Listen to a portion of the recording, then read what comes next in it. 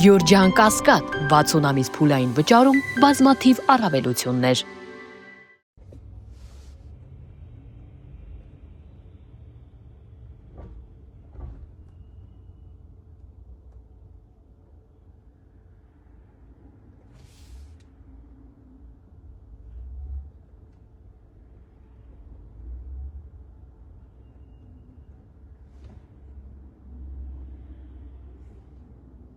Մի քիչ սպասենք, հարգելի ընկերներ,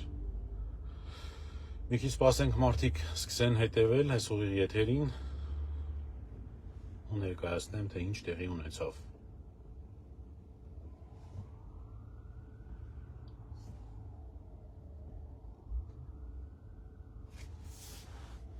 Այս ավտոլայվի ռեժիմում առաջին անգամ է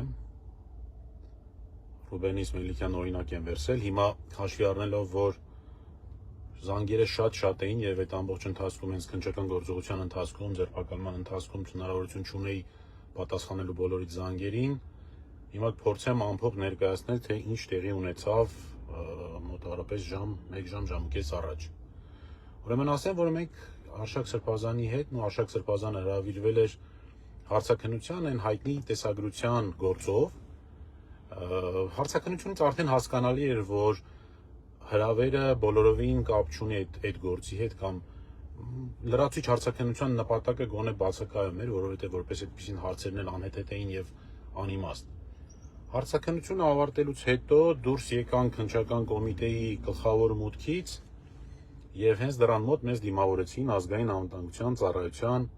աշխատակիցները, հայտնելով Արշակ Սրբազանին, որ նա ձերբակալված է եւ որ նրա նկատմամբ կա քննիչի կողմից կայացված ձերբակալման որոշում, սակայն ինչի համար, ինչ մեղադրանքով ոչինչ չներկայացրեցին, ասեցին, որ կիմանանք դա քննիչի մոտ։ Գնալով քննիչի մոտ պարզեցինք շատ զավեշտալի, շատ ծիծաղելի մի պատմություն։ Պարզվում է, որ Արշակ Սրբազանի նկատմամբ հարուցված է քրեական հետապնդում կամ նրան մեղադրանք ներկայացվեց, թե իբր նա 2018 թվականին երբ մի խումբ քաղաքացիներ վեհապարի նկատմամբ ակցիա էին իրականացնում, ու այդ պատմությունը հավանաբար բոլորդ հիշում եք, թե իբր այդ ժամանակ Արշակ Սրբազանը մասնակիցներից մեկին վարկաբեկելու համար, այդ միջոցառման մասնակիցներից մեկին վարկաբեկելու նպատակով հանձնարարել է իր ծառայողներից մի շոր մեկին, որպեսզի այդ մասնակցի ուսապարկում դնի թմրամիջոց։ Պլան։ Իբր այդպիսի մի վարկաբեկման գործողություն են իրականացրել։ Եվ